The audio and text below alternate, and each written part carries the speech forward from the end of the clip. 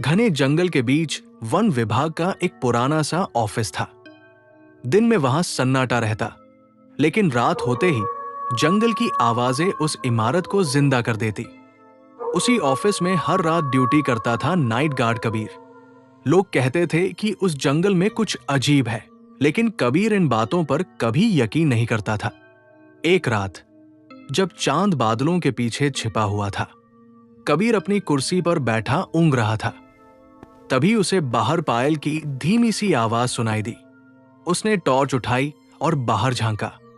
Torch की रोशनी में एक खूबसूरत औरत सफेद साड़ी में खड़ी थी। उसके चेहरे पर अजीब सी मुस्कान थी। कबीर ने उससे पूछा कि इतनी रात को वो जंगल में क्या कर रही है। औरत ने मीठी आवाज में कहा कि वो रास्ता भटक गई है और मदद चाहती है।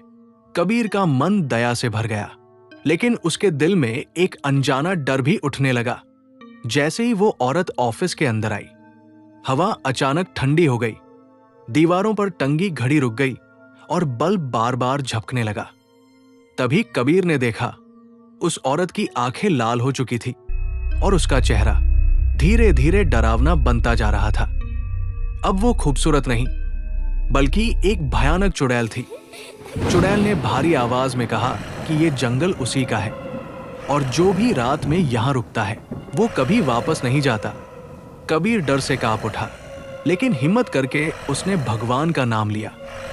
जैसे ही उसने प्रार्थना की, जोर की हवा चली और चुड़ैल चीख मारती हुई अंधेरे में गायब हो गई। सुबह जब सूरज निकला, जंगल फिर शांत था। कबीर जिंदा था, लेकिन उस रात के बाद उसने समझ लिया कि जंगल की कुछ कहानियां झूठ नहीं होती।